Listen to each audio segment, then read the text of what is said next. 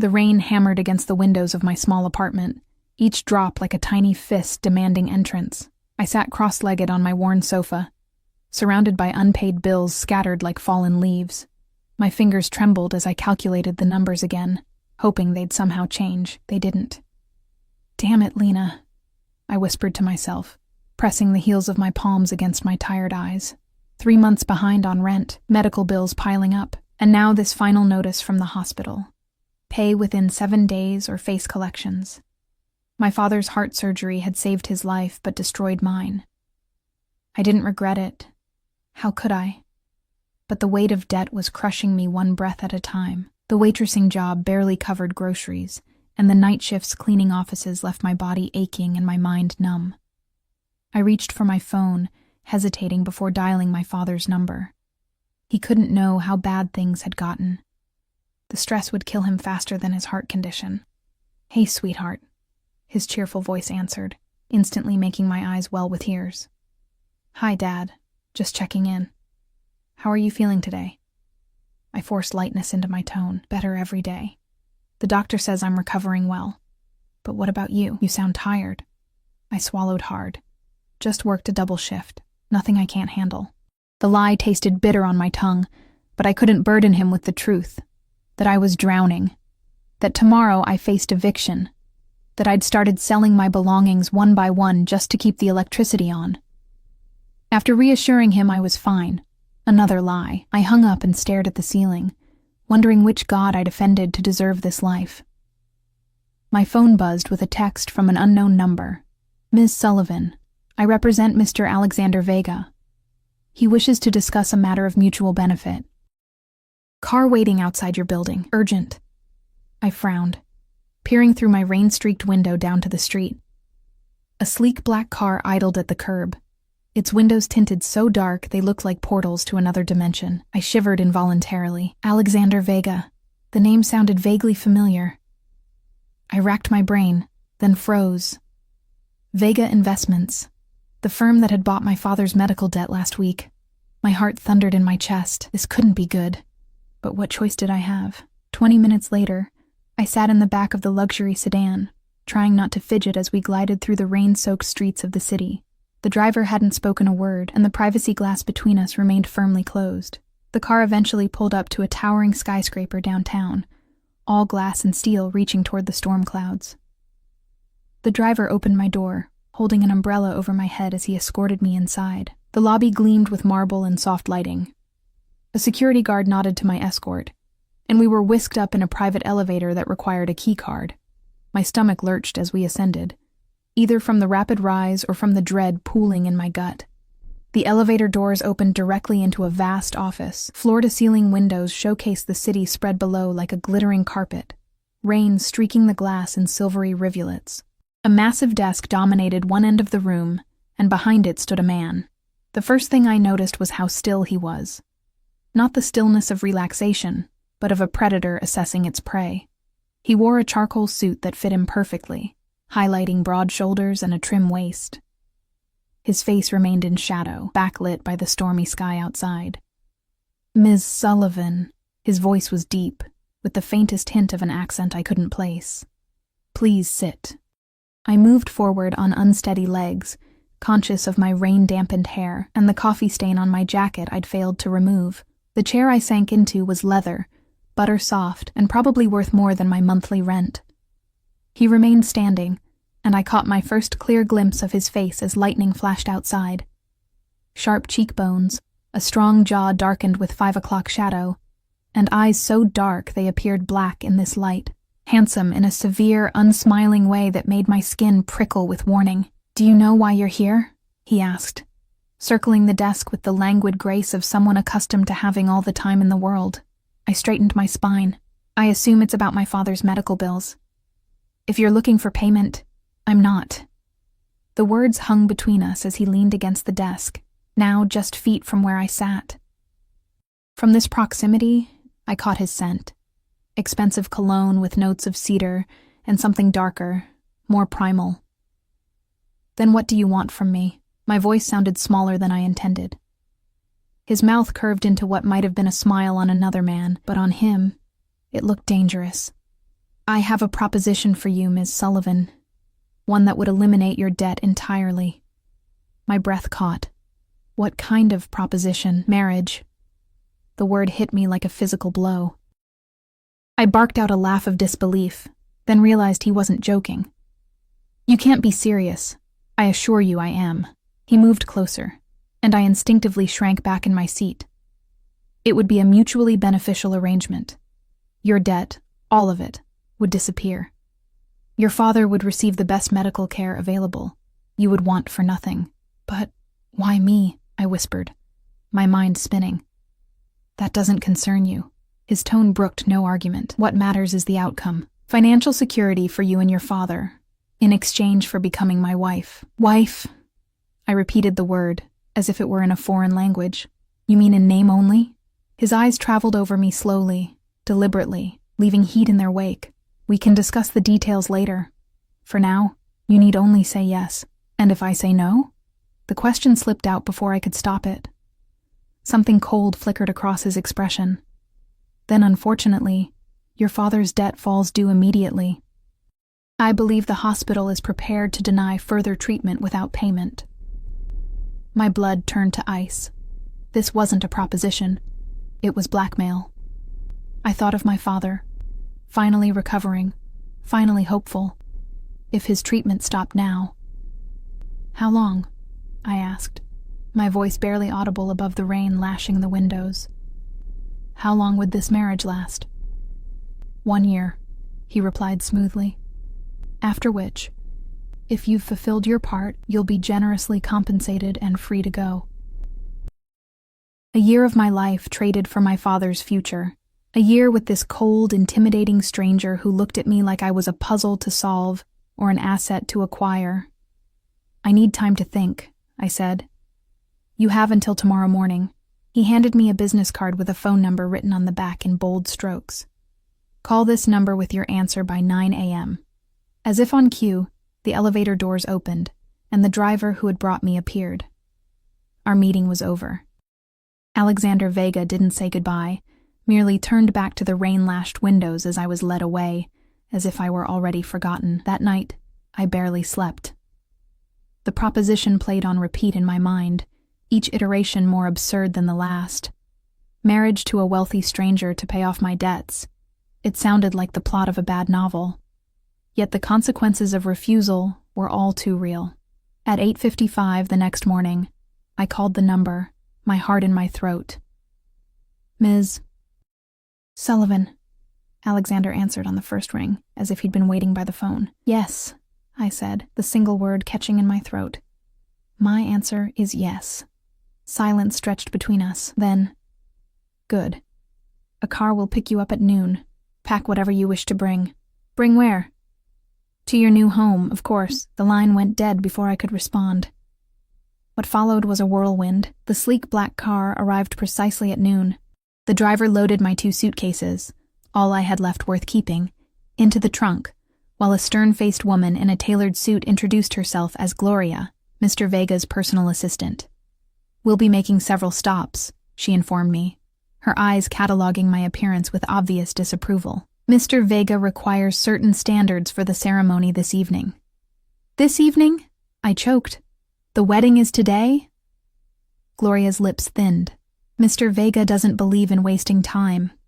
I was whisked from one luxury boutique to another, measured and fitted for clothes I could never have afforded on my own.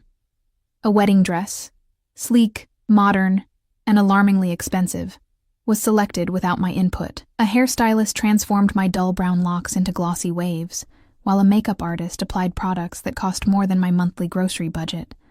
By 6 o'clock, I stood in a private room at City Hall, staring at my reflection in disbelief. The woman looking back at me was beautiful but unrecognizable. A polished stranger in an ivory silk gown that hugged her curves. Gloria appeared at the door. "It's time." My legs felt wooden as I followed her down a hallway to a small chamber where several people waited. A judge stood at a podium looking impatient. A few men in dark suits lined the walls. Security, I realized with a jolt. And there was Alexander Vega, even more imposing in a black tuxedo that emphasized his height and the breadth of his shoulders. His eyes widened fractionally when he saw me. the only indication that my transformation had any effect on him. The ceremony was brief and impersonal. We exchanged no personal vows, only the required legal phrases. When the judge pronounced us husband and wife, Alexander slid a platinum band onto my finger, its weight foreign and heavy. "You may kiss the bride," the judge said. I froze, unprepared for this part. Alexander's hand cupped my cheek, surprisingly warm against my skin. He leaned down slowly, giving me time to pull away, but I remained paralyzed. His lips brushed mine, gentle at first, then with unexpected heat. My traitor body responded, a flush spreading across my skin as his arm circled my waist, drawing me closer. The kiss ended as suddenly as it began. He released me, and I stumbled slightly, disoriented. Papers were signed, handshakes exchanged, and just like that, I was Mrs. Alexander Vega, wife to a man I'd known for less than 24 hours. Outside, a different car waited, a Rolls-Royce with darkened windows. Alexander held the door open for me, his face unreadable. "Where are we going?" I asked as we pulled away from the curb. "Home," he replied, not looking at me. We rode in silence through the city and then beyond, into the wealthy suburbs where houses gave way to estates hidden behind tall gates and security systems. Finally, we turned onto a private drive that wound through manicured grounds before revealing a sprawling mansion that looked like it belonged in a different century. 2 men in suits stood at attention as we approached the main entrance. They nodded deferentially to Alexander, but eyed me with undisguised curiosity. "Welcome home, Mrs. Vega," one said, opening the massive front door. I stepped into my new prison, wondering what I'd gotten myself into and how much it would cost me in the end. As the door closed behind us with a heavy thud, I couldn't shake the feeling that I'd made a terrible mistake, one I would soon regret. The interior of the mansion stole my breath. Soaring ceilings with intricate moldings, marble floors that echoed with our footsteps, artwork that belonged in museums rather than a private residence. Everything spoke of old money and power. "Your home is impressive," I managed, my voice small in the vast entrance hall. Alexander's mouth twitched. "Our home," he corrected, though the words held no warmth. He gestured to an older woman approaching us, her silver hair pulled back in a severe bun. "This is Mrs. Abernathy, the housekeeper. She'll show you to your rooms." "Rooms? Plural?" I asked, confused. His dark eyes flickered to mine. "Did you expect we would share a bedroom, Elena?" The way he said my name sent an involuntary shiver down my spine. "I didn't know what to expect," I admitted. "This isn't exactly a conventional marriage." "No," he agreed, "it isn't." He checked his watch, a timepiece that probably cost more than a year of my previous rent. "I have business to attend to. Mrs. Abernathy will see that you're settled. We'll discuss the arrangements over dinner. 8 o'clock. Before I could respond, he turned and strode away, disappearing down a corridor. 3 men I hadn't noticed before followed him silently, their postures alert, hands hovering near the bulges in their jackets that I suddenly realized were weapons. My stomach clenched. What kind of businessman needed armed guards in his own home? "Mrs. Vega?" Mrs. Abernathy's voice pulled me back to the present. "If you'll follow me." She led me up a grand staircase to the east wing of the house. We passed countless doors before stopping at one at the end of a long hallway. "You're sweet," she said, pushing open the double doors. I stepped into a space larger than my entire apartment. A sitting room with plush sofas and a fireplace opened into a bedroom dominated by a 4-poster bed draped in cream silk. Floor-to-ceiling windows overlooked manicured gardens and, in the distance, a glittering pool. "The bathroom is through there," Mrs. Abernathy continued, pointing to another door. "Your closet has been stocked with a preliminary wardrobe. Mr. Vega's personal shopper will visit tomorrow for additional selections." I wandered to the closet, a room in itself, and gasped at the racks of clothing, all in my size, all with designer labels I recognized but had never dreamed of owning. "This is too much," I whispered. "Mr. Vega is very particular about appearances," she replied, her tone neutral. "Dinner is served promptly at 8 in the main dining room. Thomas will escort you down at 7:50. With that, she left me alone in my gilded cage. I spent the next hour exploring my suite, running my fingers over luxurious fabrics, testing the softness of the bed, marveling at the bathroom with its sunken tub and shower large enough for 4 people. Everything was beautiful, perfect, and utterly impersonal, like a high-end hotel room rather than someone's home. At precisely 7:50, a knock at the door announced Thomas, a young man in a crisp uniform who led me silently through the maze-like corridors of the mansion to the dining room. Alexander already sat at the head of a table that could easily seat 20, though only 2 places were set. He stood as I entered, his gaze sweeping over me. I'd changed into a simple navy dress I'd found in the closet, hoping it was appropriate. "The dress suits you," he said, indicating that I should take the seat to his right, "though we'll need to complete your wardrobe soon." "The closet is already full," I pointed out, as a server appeared silently to fill my wineglass. "Those are merely essentials." He took a sip of his wine, watching me over the rim of his glass. "You're my wife now. You'll need to look the part." The word wife sounded strange coming from his lips. A server placed the first course before us, something delicate and beautifully arranged that I couldn't identify. "I think it's time we discussed the terms of our arrangement," Alexander said, his tone businesslike. I set down my fork. "Yes. I'd like to know exactly what I've gotten myself into. It's quite simple. For the next year, you will live here as my wife. You'll accompany me to social and business functions when required. You'll maintain the appearance of a devoted spouse." His eyes locked with mine. "In return, your father's medical bills are paid in full. He's been transferred to the private wing of Memorial Hospital, where he'll receive the best care available. Upon completion of our year together, you'll receive a settlement of $2 million. I nearly choked on my wine. $2 million? A slight smile crossed his face at my reaction.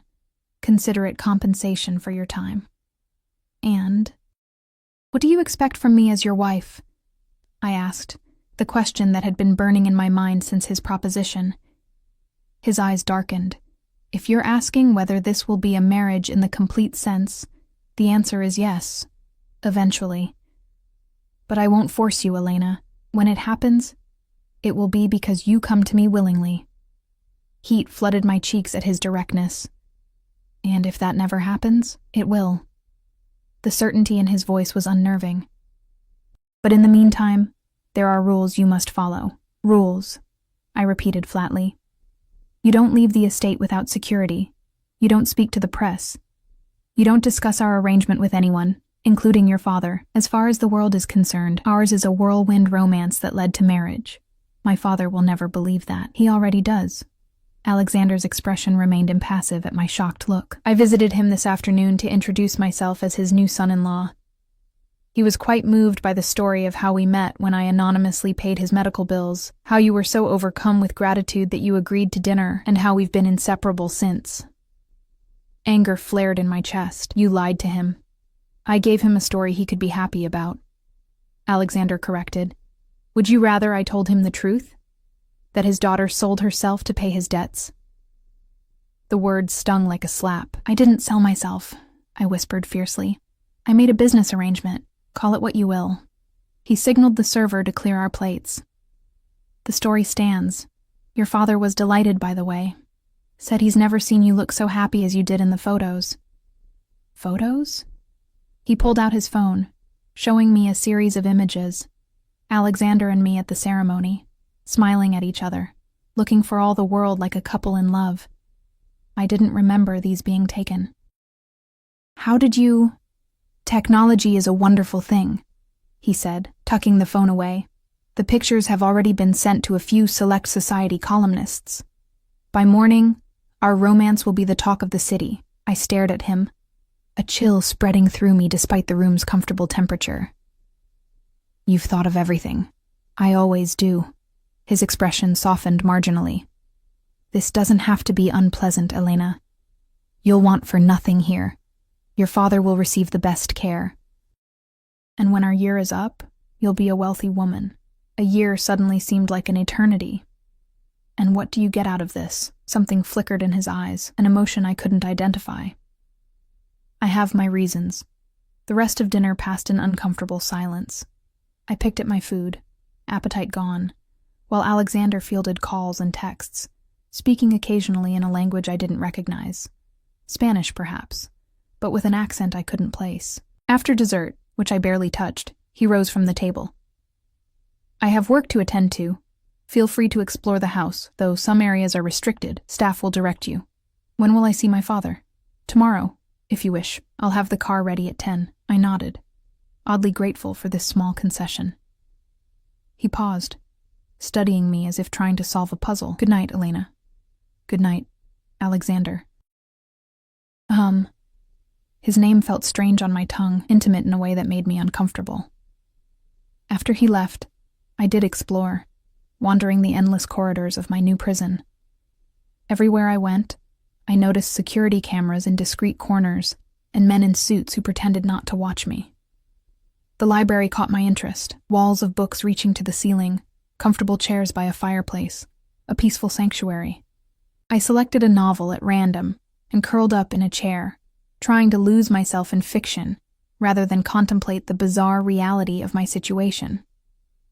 I must have dozed off, because I woke to find a blanket draped over me and the fire stoked. The clock on the mantel showed it was past midnight. As I made my way back to my suite, the house was silent, except for the occasional murmur of voices from behind closed doors. Turning a corner, I nearly collided with a man I hadn't seen before, tall, with a jagged scar running from his temple to his jaw. "Excuse me," I said, stepping back. He didn't move, blocking my path as his eyes raked over me with unsettling intensity. "So you're the boss's new wife," he said, his tone making the words sound dirty. "Interesting choice." I lifted my chin. "I'm trying to find my way back to my room." "I bet you are." He stepped closer, and I caught the scent of whiskey on his breath. What did you do to catch his eye, I wonder? Must be something special. My heart hammered against my ribs, but I refused to show fear. "Please move aside." His hand shot out, fingers wrapping around my wrist. "Not yet. I'm curious what all the fuss is about." "Dante." The single word cut through the air like a blade. We both turned to see Alexander standing at the end of the hallway, his posture rigid, face carved from stone. The man, Dante, immediately released my wrist, stepping back. "Boss, I was just introducing myself to your— Go to my office, now." Each word was measured, controlled, but I sensed a rage beneath them that made my skin prickle with warning. Dante's face drained of color. He nodded once and hurried away, giving Alexander a wide berth as he passed. Alexander's eyes found mine, assessing. "Did he hurt you?" I rubbed my wrist. "No." He closed the distance between us with long strides, taking my hand and examining the reddened skin where Dante's fingers had gripped. His touch was gentle, at odds with the cold fury in his eyes. "This won't happen again," he said, and I couldn't tell if it was a promise or a threat. "I'll have someone escort you back to your room." "That's not necessary," I began. But he'd already pulled out his phone, speaking rapid instructions to someone on the other end. Within moments, Mrs. Abernathy appeared, her expression concerned. "This way, Mrs. Vega." As I followed her, I glanced back to see Alexander still watching me, his face unreadable in the shadowed hallway. Back in my suite, I showered and changed into silk pajamas I found in a drawer. Despite the luxury of my surroundings, sleep eluded me. I kept replaying the hallway incident, the look in Alexander's eyes when he saw Dante holding my wrist. It wasn't just anger I'd seen there. It was possession. Sleep came eventually, though it was fitful and filled with dreams of dark corridors and watching eyes. I woke to sunlight streaming through windows I'd forgotten to close, and the disorienting realization that yesterday hadn't been a nightmare. I was actually married to Alexander Vega, living in his mansion, bound by a contract disguised as matrimony. A soft knock at the door pulled me from my thoughts. A young woman entered carrying a tray. "Good morning, Mrs. Vega. I'm Sophie, your personal assistant." She set the tray on a small table by the window. "Mr. Vega thought you might prefer breakfast in your room today." The mention of his name sent an involuntary shiver down my spine. "Thank you," I managed, wrapping my robe tighter around me. "What time is it?" "Just after 8. You have an appointment with the stylist at 9, and Mr. Vega has arranged for you to visit your father at the hospital at noon." Sophie moved efficiently around the room, opening curtains and retrieving clothes from the closet. "Will you need anything else?" I glanced at the tray. Fresh fruit, pastries, coffee in a silver pot. No, this is fine. Thank you. After she left, I picked at the food. My appetite diminished by anxiety. The stylist appointment made me uneasy. Another reminder that in Alexander's world, I was something to be molded and displayed. The stylist turned out to be a whirlwind of a woman named Vivienne, who spoke with a French accent and treated me like a mannequin, measuring and draping fabrics, making notes on a tablet as she circled me. "Mr. Vega was very specific about your wardrobe," she said, holding up swatches of silk against my skin. "He wants elegance, sophistication. Nothing too revealing, but everything must flatter your figure." I bristled at the thought of Alexander dictating my clothing. "Don't I get any say?" Vivian's perfectly sculpted eyebrows rose. "Of course, Mrs. Vega, within parameters. By 11:30, I'd been fitted for more clothes than I could wear in a month. My opinions considered but ultimately secondary to Vivian's vision and Alexander's parameters. As promised, a car was waiting at noon to take me to the hospital. 2 security men accompanied me, one driving, one in the passenger seat, both silent and watchful. Memorial Hospital's private wing was a revelation, more like a luxury hotel than a medical facility. My father had a spacious room with views of the city, a private nurse, and amenities I'd never seen in a hospital before. His face lit up when he saw me. "There's my girl." He looked healthier than I'd seen him in months, his color good, his smile genuine. I hugged him, careful of the IV line in his arm. "How are you feeling?" "Better than I have in years," he said, gesturing for me to sit on the edge of the bed. "This place is incredible, Lena. The doctors here have me on a new treatment that's working wonders." Relief flooded me. At least this part of the bargain was real. Alexander had kept his word about my father's care. "And you," my father continued, his eyes twinkling. "Mrs. Vega now, I can hardly believe it. Your Alexander came to see me yesterday. Quite a man you've found." The knot in my stomach tightened. "It all happened so fast," I said, which wasn't a lie. "Love is like that sometimes." He patted my hand. "I admit I was worried at first. You never mentioned him, and then suddenly you're married. But seeing you two together in those photos, the way he looks at you," he smiled. "Well, a father can tell these things." Guilt pressed on my chest. My father had always been able to read me like a book, but now I was deceiving him, allowing him to believe in a love story that was nothing more than a business transaction. "He's taking good care of me," I said carefully. "I should hope so. And don't think I don't know what he did with my medical bills." Dad's eyes grew serious. "He told me not to mention it, said you'd be embarrassed, but Lena, you should have told me how bad things were." I swallowed hard. "I didn't want you to worry. That's my job, not yours." He squeezed my hand. "But it's all sorted now, and I get a son-in-law in the bargain. When you bring children into the world, you never imagine who they'll end up with, but I have to say, I couldn't be happier." The mention of children sent a jolt through me. That wasn't part of our arrangement, was it? I realized with a chill that I didn't actually know what Alexander might expect beyond the year we'd agreed upon. I stayed with my father for nearly 2 hours, listening to him talk about his treatment and avoiding questions about my whirlwind romance. When it was time to leave, he hugged me tightly. "Be happy, Lena," he whispered. "That's all I've ever wanted for you." I blinked back tears. "I'm trying, Dad." The security men were waiting outside the door. As we walked toward the elevator, I noticed a different atmosphere in the hospital. Staff straightening as we passed, exchanging glances, some looking nervous. I caught whispered fragments, "Vega's wife," and "keep your distance." That made no sense to me. In the car, I stared out the window, lost in thought. What exactly had I married into? Alexander was clearly wealthy and powerful, but there was something else. Something in the way people reacted to his name. The armed security. The midnight conversations behind closed doors. Back at the mansion, I found Alexander in the library, standing by the window with his back to the door. He turned at the sound of my footsteps, his expression softening almost imperceptibly. "How is your father?" he asked. "Much better." I hesitated, then added, "Thank you for his care." He inclined his head slightly. "I keep my promises, Elena. I'm beginning to see that." I moved further into the room, running my fingers along the spines of books on a nearby shelf.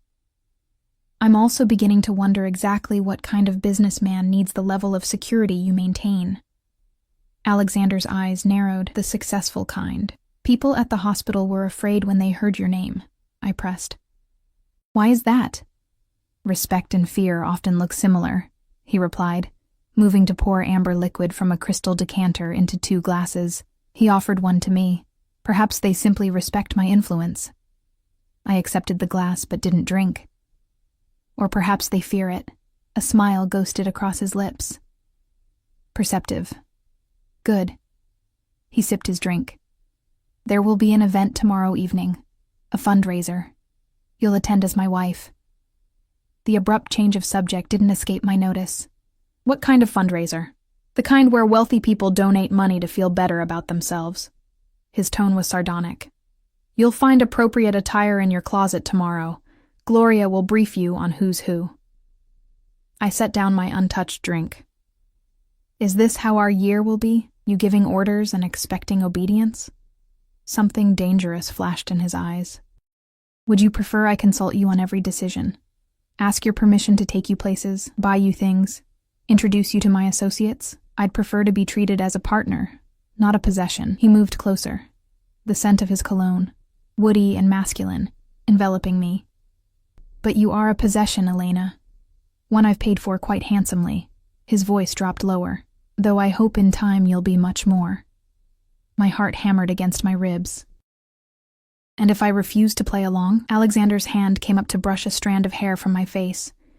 His touch light, but sending electricity through my veins. You won't. You seem very certain. I am. His eyes held mine. Because underneath that defiance, you're curious. About me, about this life. His thumb traced my lower lip, and to my shame, I didn't pull away. And about what it would be like between us. Heat flooded my body, and I stepped back, needing distance. You're wrong. His knowing smile told me he didn't believe me. We'll see. I fled the library, his soft chuckle following me down the hallway. That evening, I avoided dinner, asking for a tray in my room instead. I needed space to think, to remind myself that this marriage was a contract, not a romance. Alexander's touch, his confidence, his intensity, they affected me in ways I wasn't prepared for, and that made him dangerous. The next morning brought the promised gown for the fundraiser. A midnight blue creation with a plunging back and subtle sparkle that caught the light when I moved. Jewelry appeared as well. Diamond earrings and a matching bracelet that probably cost more than most people's cars. Gloria arrived mid-afternoon to brief me, her tablet filled with photos and notes. These are the key players tonight, she explained, showing me images of elegant couples. Senator and Mrs. Collins, major donors, friends of Mr. Vega, the Blackwoods, old money, banking, Judge and Mrs. Harmon, useful allies. I listened carefully, trying to memorize names and relationships, aware that my performance tonight would reflect on Alexander. Not that I cared what people thought of him, I told myself, but my father's care, and my eventual freedom, depended on maintaining this charade. One more thing, Gloria said as she prepared to leave. Stay close to Mr. Vega this evening. Don't wander off alone, and don't accept drinks from anyone but him or the staff he points out. Her warning raised fresh alarms. Why? Is there something I should be worried about? Gloria's expression remained neutral. It's simply protocol for security purposes. When she left, I sat on the edge of my bed, the beautiful dress laid out beside me, and considered what I knew, and didn't know, about the man I'd married. Legitimate businessmen didn't typically need armed guards or warn their wives about accepting drinks from strangers. They didn't inspire fear with just their name. A horrible suspicion began forming in my mind, pieces clicking together, the security, the midnight meetings, the deference tinged with fear I'd witnessed. My thoughts were interrupted by a knock at the door. A young woman entered to do my hair and makeup, transforming me into a sophisticated version of myself I hardly recognized. By the time she finished, I looked like I belonged in Alexander's world. Polished, elegant, expensive. I was putting on the diamond earrings when Alexander appeared in the doorway of my bedroom, his reflection catching in my mirror. He wore a tuxedo that fit him perfectly, emphasizing his broad shoulders and lean waist. His dark hair was styled back from his forehead, highlighting the sharp angles of his face. "You look beautiful," he said, his eyes traveling over me with undisguised appreciation. I turned to face him. "Thank you." He crossed the room and opened a velvet box I hadn't noticed him carrying. Inside lay a diamond necklace that caught the light like captured stars. "May I?" he asked. I nodded wordlessly, turning so he could fasten it around my neck. His fingers brushed my skin, lingering longer than necessary, and I suppressed a shiver. "Perfect," he murmured, his breath warm against my ear. In the mirror, we looked like we belonged together, both dark-haired, both dressed in midnight blue, both wearing expressions that revealed nothing of our true thoughts. "Before we go," I said, gathering my courage, "I need to ask you something." His eyes met mine in the mirror. "Yes?" "What exactly do you do, Alexander? What kind of business requires armed guards and inspires fear in everyone who hears your name?" For a long moment he was silent, his expression unreadable. Then he turned me to face him, his hands resting lightly on my shoulders. "You're an intelligent woman, Elena," he said quietly. "I think you've already figured it out." My heart raced. "I need to hear you say it." His dark eyes held mine, challenging, measuring. "And if you don't like the answer, what then?" The truth hit me with crystal clarity. My suspicions were correct. "You're not just a businessman," I whispered. "You're someone who gets what he wants," he interrupted smoothly, "by whatever means necessary." His thumb caressed the pulse point at my throat. "Now, shall we go? Our guests are waiting." And with that non-answer that told me everything, he offered his arm, leaving me no choice but to take it and step into the lion's den. The car ride to the fundraiser was silent, tension stretching between us like a taut wire. I stared out the window at the city lights, acutely aware of Alexander beside me, his cologne teasing my senses, his unspoken confession echoing in my mind. Mafia. The word I'd been afraid to say aloud hung in the air between us. I'd married a crime lord. The realization should have terrified me more than it did. Instead, I felt a strange, unsettling calm, as if pieces of a puzzle had finally locked into place, revealing the full picture of my situation. "You're quiet," Alexander observed, his voice breaking the silence. I turned to face him. "What would you like me to say?" His eyes, dark and unfathomable in the dim car interior, studied me. "Most women would be hysterical by now." "I'm not most women." A ghost of a smile touched his lips. "No," he agreed. "You're not. It's why you're here." Before I could question what he meant, the car slowed to a stop in front of a grand hotel. Lights blazed from every window, and a red carpet stretched from the street to the entrance, flanked by photographers. Panic fluttered in my chest. "You didn't mention press. They're not here for us specifically," he said, though something in his tone made me doubt him. "Remember who you are tonight, Elena. Mrs. Alexander Vega. My wife, my partner. By my side by choice, not coercion." His hand covered mine, warm and steady. "Can you do that?" I lifted my chin. I've already sold my soul. Acting the part should be easy. Something like hurt flickered across his features. So quickly I might have imagined it. Then his mask of cool control returned, and he nodded to the driver to open the door. The camera flashes were blinding. Alexander's arm circled my waist, holding me close to his side as we moved up the carpet. I plastered on a smile, heart pounding, conscious of his warmth against me, the subtle pressure of his hand guiding me. "Mr. Vega, over here," a photographer called. Alexander turned us smoothly, pulling me closer, his lips brushing my temple in a gesture that appeared affectionate to onlookers, but sent unwelcome heat through my body. "You're a natural," he murmured against my skin. Inside the hotel ballroom, the glamour intensified. Crystal chandeliers cast a golden glow over the gathering of the city's elite. Women dripped with jewels, men in tuxedos clustered in groups, champagne flutes in hand. A string quartet played in one corner, their music nearly lost beneath the din of conversation. Alexander's hand never left the small of my back as we moved through the crowd. People parted for him like water around a stone, conversations pausing, eyes following our progress, with a mixture of curiosity, admiration, and something darker, fear. "Alexander," A silver-haired man approached, his smile practiced. "And this must be the bride we've all heard about." "Senator Collins," Alexander acknowledged with a nod. "My wife, Elena. Elena, Senator James Collins." I extended my hand. "A pleasure, Senator." Collins's eyes assessed me with interest. "The pleasure is mine, Mrs. Vega. You've caught quite a prize." "We both did," Alexander corrected smoothly, his arm tightening around my waist. The next hour passed in a blur of introductions and small talk. I smiled until my cheeks ached, laughed at jokes that weren't funny, and kept my arm linked through Alexander's as if we were truly the loving couple we pretended to be. Through it all, I observed. The deference shown to Alexander went beyond respect for wealth or position. People were careful around him, measuring their words, their body language betraying awareness that they were in the presence of someone dangerous. I also noticed the subtle hand signals between Alexander and the men I now recognized as his security team, positioned strategically around the room. Once, Alexander's expression hardened as he caught sight of someone across the ballroom, a lean man with silver at his temples who returned Alexander's stare with equal coldness before turning away. "Who is that?" I asked quietly. "Emilio Vasquez," Alexander replied, his voice low. "A business competitor." The way he said competitor left little doubt about the nature of their rivalry.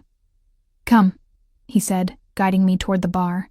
"I think we both need a drink." As we waited for our champagne, a statuesque blonde approached, her red gown cut low enough to draw every male eye in the vicinity. "Alexander," she purred, ignoring me completely as she leaned in to kiss his cheek. "It's been too long." Alexander stepped back subtly, maintaining a respectable distance. "Vanessa, you remember my wife, Elena?" The woman's smile didn't reach her eyes as she finally acknowledged me. "Of course, the new Mrs. Vega. Still a blushing bride, aren't you?" "Hardly blushing," I replied, matching her saccharine tone. "Though I appreciate your concern for my complexion." Alexander's lips twitched, though his expression remained neutral. Vanessa's eyes narrowed fractionally before she recovered. "Well, marriage certainly agrees with you, Alexander," she said, running a manicured finger down his lapel. "You look satisfied." The implication in her tone made my cheeks heat despite myself. This woman clearly had history with my husband, the kind that involved shared beds and intimate knowledge. "Excuse us, Vanessa," Alexander said, taking our champagne from the bartender. "I believe the senator is waiting to speak with us." He guided me away, his hand warm against my back. "Ex-girlfriend?" I asked when we were out of earshot. "Ex-something," he replied vaguely. "She seemed quite familiar with you." Alexander's eyes met mine, a hint of amusement in their depths. "Is that jealousy I detect, Mrs. Vega?" "Curiosity," I corrected. "I'd like to know how many more of your ex-somethings I should expect to encounter." He leaned closer, his breath warm against my ear. "None that matter." Before I could respond, a commotion near the entrance drew our attention. The crowd parted as several men in dark suits entered, surrounding a distinguished-looking man in his 60s. "Vasquez," Alexander murmured, his posture stiffening almost imperceptibly. "And it seems he's brought reinforcements." The tension in the room was suddenly palpable. I watched as Vasquez made his way through the crowd, accepting greetings but clearly headed in our direction. "Alexander!" Alexander's security chief appeared at his shoulder, voice low with urgency. "We should move to a more secure position." Alexander shook his head slightly. "Not yet, Marco. It would look weak." His eyes found mine. "Elena, when I introduce you to Emilio, smile and be charming, but say as little as possible. Understand?" I nodded, my mouth dry. The danger in the room was suddenly very real, very present. Vasquez stopped a few feet away, his security keeping a respectful distance but remaining vigilant. Up close, I could see the sharp intelligence in his eyes as they flicked from Alexander to me and back. "Alexander?" he greeted, his accent subtle but distinct. I was surprised to receive an invitation to this event. "It's a charity fundraiser, Emilio," Alexander replied smoothly, "open to anyone willing to write a large enough check." He drew me closer. "My wife, Elena, Emilio Vasquez." I offered my hand and the smile Alexander had requested. "Mr. Vasquez." He took my fingers, holding them a beat longer than necessary. "A pleasure, Mrs. Vega. You are not what I expected when I heard Alexander had married." "Oh?" I kept my tone light. "And what did you expect?" Vasquez's eyes crinkled with genuine amusement. "Someone less spirited." He released my hand to look at Alexander. "You've chosen well. A strong wife is an asset in our line of work." "Elena is not involved in my business affairs," Alexander said, his voice carrying a warning. "Of course not." Vasquez's smile didn't reach his eyes. "Though she wears the role of a Don's wife with remarkable ease for a novice." Don. The word confirmed what I'd already guessed. My husband wasn't just involved in organized crime. He was a leader, a boss. "We should discuss the shipping matter," Vasquez continued. "Privately." Alexander's expression gave nothing away. "Another time, perhaps. Tonight is for charity, not business." Tension crackled between the two men. "As you wish," Vasquez finally conceded. "But soon, Alexander. The situation requires resolution." With a nod to me, he moved away, his security team closing ranks around him. "What was that about?" I asked once he was out of earshot. Alexander's jaw was tight. "Nothing you need to concern yourself with." I think I'm already concerned, considering I just met another crime boss at what's supposed to be a charity event. His eyes flashed. "Keep your voice down." "Or what?" I challenged, anger suddenly bubbling up. "Will you have me eliminated for knowing too much?" Alexander's hand circled my wrist, not painfully, but with unmistakable strength. "We're leaving," he said, his voice dangerously quiet. He led me through the crowd, pausing only to make brief farewells to key people, his public mask firmly in place while I seethed beside him. In the car, the silence was suffocating. Alexander sat rigid beside me, his profile sharp in the passing streetlights, tension radiating from him in waves. "You're angry," I finally said. "Yes." "Because I called you what you are?" He turned to me then, his eyes dark with barely controlled emotion. "Because you put yourself at risk." Vasquez was watching. Others were watching. If they sense discord between us, they'll see it as weakness. And weakness in my world is an invitation to attack. Fear curled in my stomach. Attack who? Me. Anyone associated with me. His hand found mine in the darkness, his grip almost painful. "Including your father." The threat was implicit but clear. If I didn't play my part convincingly, it wasn't just my safety at stake. "I didn't ask for this," I whispered. "Neither did I." His voice softened slightly. "But here we are." The rest of the ride passed in silence. Back at the mansion, Alexander escorted me to my suite, his hand at the small of my back, a constant reminder of his presence. At my door, I turned to face him. "I want to see my father again tomorrow." "Of course," he said, studying me in the dim hallway light. "I'll arrange it." "Thank you." I started to turn away, but his hand caught my arm, stopping me. "Elena." His voice was different now, lower, almost hesitant. "Tonight, despite everything, you were magnificent." The compliment caught me off guard. I was just playing a part. "Were you?" His eyes searched mine, and I felt suddenly exposed, as if he could see through my defenses to the confusion beneath. Because there were moments when it didn't seem like acting. My heart raced traitorously. "It was all an act," I insisted, more to convince myself than him. A ghost of a smile touched his lips. "If that's what you need to believe." He leaned forward slowly, deliberately, giving me time to pull away. I should have. Instead, I remained frozen as his lips brushed mine. Gentle at first, then more insistent as my treacherous body responded. Heat bloomed low in my belly as his arms encircled me, drawing me against the hard planes of his chest. I was the one who broke the kiss, stepping back, breathless and confused. "Good night, Alexander," I said, my voice unsteady. Something like satisfaction flickered in his eyes. "Sleep well, Elena." As I closed the door between us, I pressed my fingers to my lips, still feeling the imprint of his kiss, still tasting him on my tongue. That night, my dreams were filled with dark eyes and gentle hands that turned to steel. a gilded cage closing around me as I realized, too late, that I was falling for my captor. Morning came with unwelcome clarity. I stood at my bedroom window, watching rain streak the glass, reflecting on what had transpired the night before, the kiss, my reaction to it, the dangerous path I was treading. Alexander Vega was a crime lord, a man who inspired fear with just his name, a man who had essentially blackmailed me into marriage, a man I should despise, yet the memory of his lips on mine, his hands drawing me closer, sent heat through my body that had nothing to do with anger. This is Stockholm Syndrome, I muttered to myself. Nothing more. A knock at the door interrupted my thoughts. Sophie entered with my morning coffee and a garment bag. "Mr. Vega asked me to bring this," she said, hanging the bag in the closet. "He said you'd understand." Inside was a beautiful but subdued dress, perfect for a hospital visit, so he'd remembered my request to see my father. "The car will be ready whenever you are," Sophie added. "Security has been arranged." An hour later, I was in the back of the now familiar black sedan, 2 silent security men in the front seats. The city passed in a blur of rain-washed streets and gray buildings until we reached Memorial Hospital. My father was sitting up in bed when I arrived, color in his cheeks, a half-eaten lunch on the tray before him. "Lena!" His smile lit up the room. "Twice in 1 week.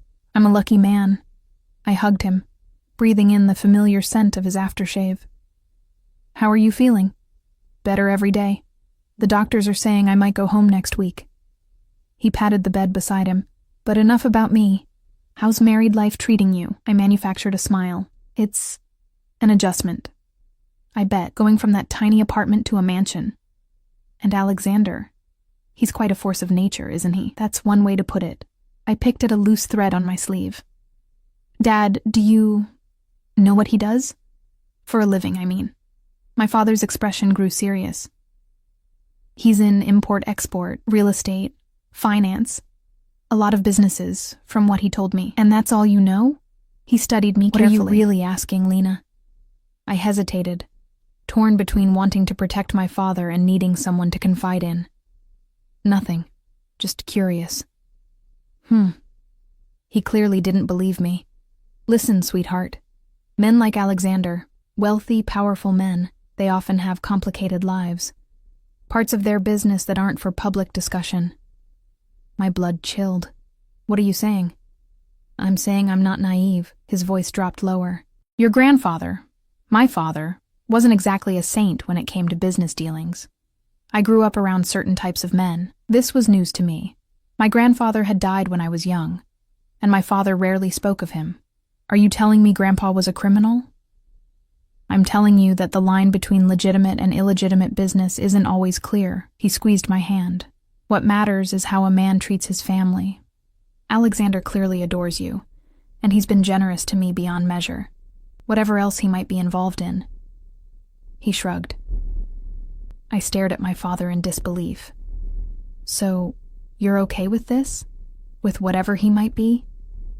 "I'm okay with the fact that my daughter is taken care of, that she's married to a man who looks at her like she's his whole world."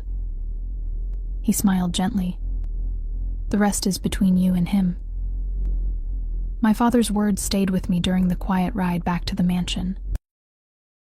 Alexander looked at me like I was his whole world. That couldn't be right. Ours was a business arrangement, nothing more. Yet I couldn't deny the intensity in his gaze when he watched me, the possessiveness in his touch that went beyond mere ownership. Rain had given way to weak sunshine by the time we reached the estate. As the car pulled through the gates, I noticed unusual activity. Extra security personnel patrolling the grounds. A cluster of black SUVs parked near a side entrance. "What's going on?" I asked the driver. "Mr. Vega has business associates visiting," he replied, his tone neutral but tight. Inside, the mansion hummed with tension. Staff moved with heightened alertness, and armed men I didn't recognize stood at key positions. Mrs. Abernathy intercepted me in the foyer. "Mrs. Vega, Mr. Vega asks that you remain in your suite until dinner. He'll join you then. Is something wrong?"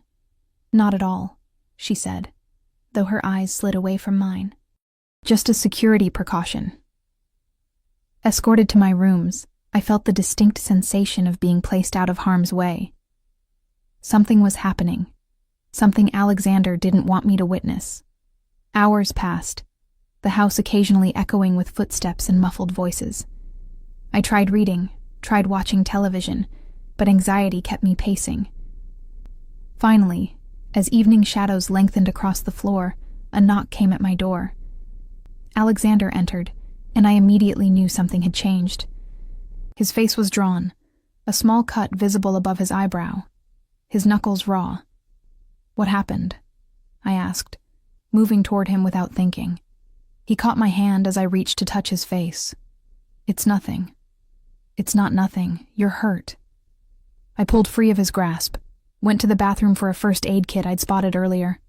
"Sit down." To my surprise, he obeyed, sinking onto the edge of my bed while I dampened a cloth. "The meeting with Vasquez didn't go well," he said as I cleaned the cut. It wasn't deep, but it had bled enough to stain his collar. "Is that what this was about? The extra security keeping me upstairs?" He nodded, wincing slightly as the antiseptic stung. "I didn't want you involved. I became involved the moment I married you," I pointed out, placing a small bandage over the cut. His eyes met mine, dark and unreadable. "Yes, you did." I moved back, creating distance between us. "Are you going to tell me what happened?" "Vasquez wanted territory that belongs to me." I declined. He decided to press the issue. Alexander's voice was matter of fact, as if describing a minor business disagreement rather than what I suspected had been a violent confrontation. And the issue has been resolved. Permanently. A chill ran through me at the implication.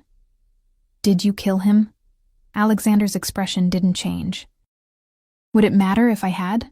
"Of course it would matter." I wrapped my arms around myself, suddenly cold despite the room's warmth. "I'm living with you, married to you. If you're a murderer..." "If..." He stood, towering over me. "Elena, you've known what I am since last night. Did you think men like me, men like Vasquez, settled disagreements in court? With lawyers and judges?" I stepped back. "No, but..." "There is no but. This is who I am. This is the world you entered when you agreed to be my wife." His voice softened marginally, though I never intended for it to touch you. "Then why choose me?" I demanded, frustration boiling over. "Why drag a waitress with no connections to your world into this life? There must be dozens of women from families like yours, women who understand this madness." Something flickered in his eyes, an emotion I couldn't identify. "Is that what you think? That I chose you randomly? Didn't you? You bought my father's medical debt, used it to force me into marriage." "Force you?" Alexander laughed, the sound harsh and without humor. "Elena, I've been watching you for months." My blood ran cold. "What?" "I first saw you at Caravello's restaurant. You were working a double shift, exhausted but still smiling, still kind to every customer." He moved closer, his eyes never leaving mine. "I came back the next night, and the next. I watched you work yourself to the bone, saw how you cared for your father, how you carried burdens no one should have to bear alone." I backed away until I hit the wall, unnerved by his revelation. "You stalked me. I observed you," he corrected. "And what I saw fascinated me. Your strength, your loyalty, your fire, even when beaten down by circumstances. So yes, I acquired your father's medical debt. Yes, I orchestrated our meeting. But not to trap some random woman in a loveless marriage. Then why?" My voice trembled despite my effort to control it. Alexander closed the distance between us, one hand coming to rest against the wall beside my head, his body caging mine. "Because from the moment I saw you, I knew you were mine, and I wanted you to know it too." His confession should have terrified me. Instead, it sent a treacherous heat through my veins. "That's not love," I whispered. "It's obsession.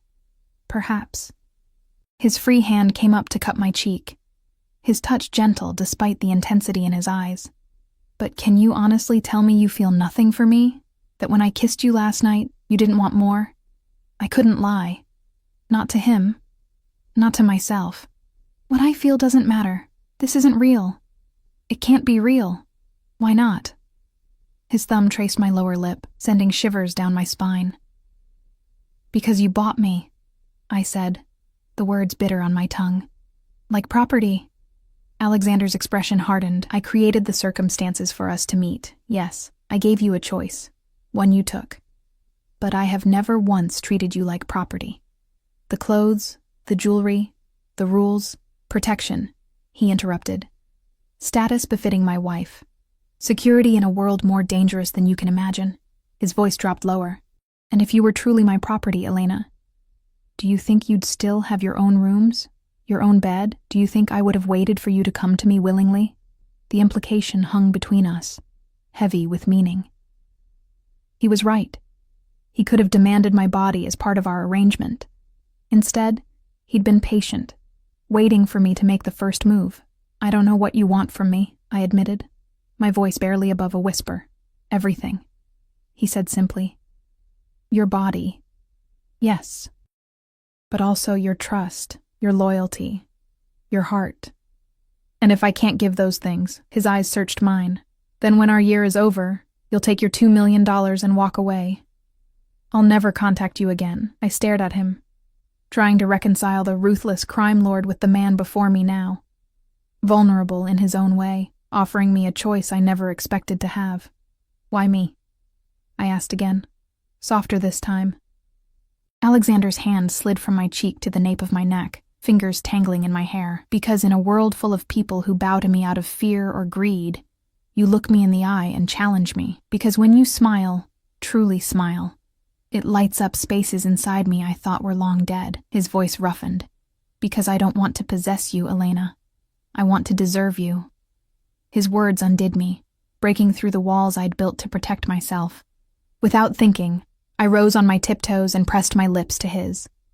The kiss was different this time. Not gentle exploration, but raw hunger on both sides. Alexander's arms encircled me, lifting me against him as if I weighed nothing, my legs wrapping around his waist as he carried me to the bed. Are you sure? He asked, his voice strained with restraint. In answer, I pulled him down to me, losing myself in the heat of his mouth, the strength of his body pressing mine into the mattress. Clothes were discarded, skin against skin, every touch electric. When we finally came together, it wasn't just bodies joining, but something deeper, a connection that transcended our strange beginning. In that moment, I wasn't his possession or his contract bride, but his equal, his partner, taking as much as I gave. Afterward, lying in the circle of his arms, my head on his chest, I listened to the steady beat of his heart and tried to make sense of what had happened. Not just the physical act, but the emotional barriers that had crumbled. What are you thinking? Alexander asked, his fingers tracing lazy patterns on my bare shoulder. That I never expected this, I admitted. Any of it. He pressed a kiss to my temple. Regrets? I considered the question honestly. No, I finally said, but questions. Many questions. Ask them.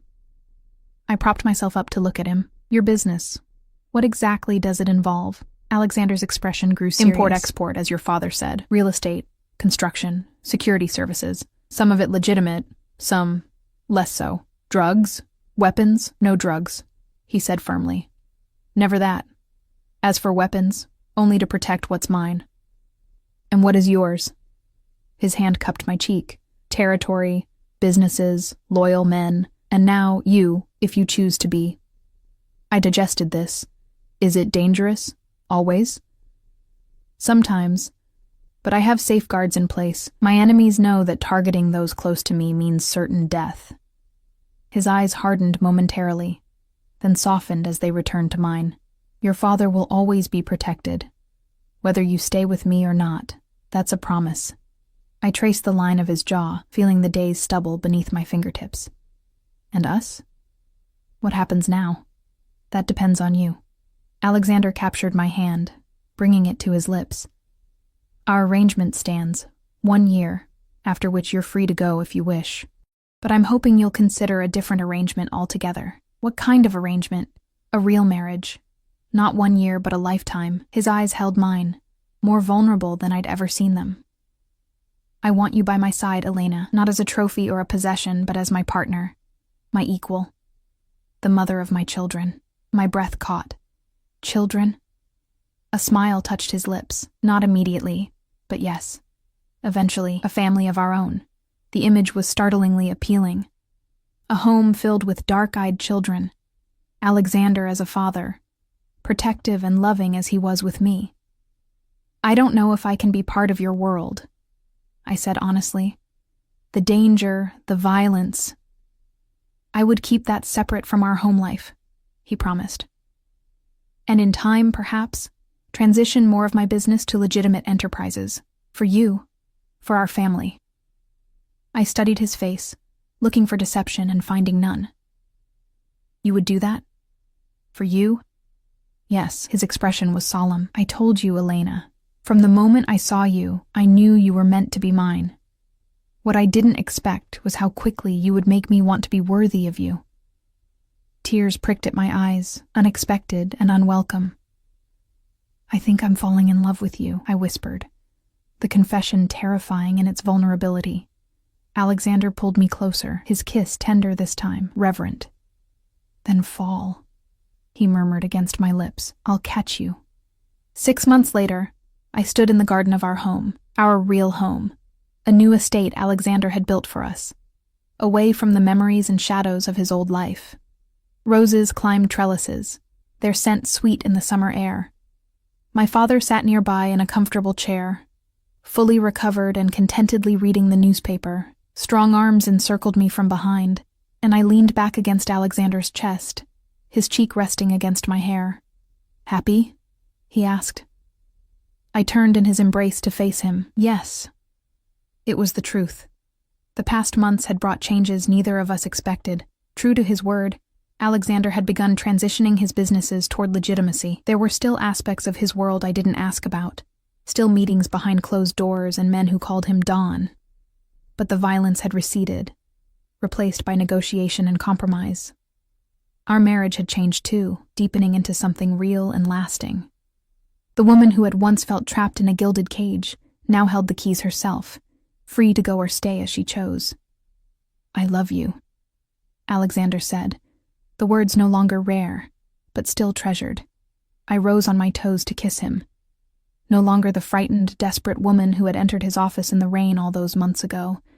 Now I was his equal, his partner, his heart. And I love you, I replied, meaning it with every fiber of my being. As the sun set over our garden, painting the sky in shades of gold and crimson, I thought about the strange path that had brought us here, a forced marriage that had become a choice, a business arrangement transformed into love. He had once told me he wanted to deserve me. What he hadn't understood then, what perhaps we both had needed to learn, was that love wasn't about deserving or possessing. It was about choosing, every day, to be better together than we ever could be apart. And that choice, freely made, was worth everything.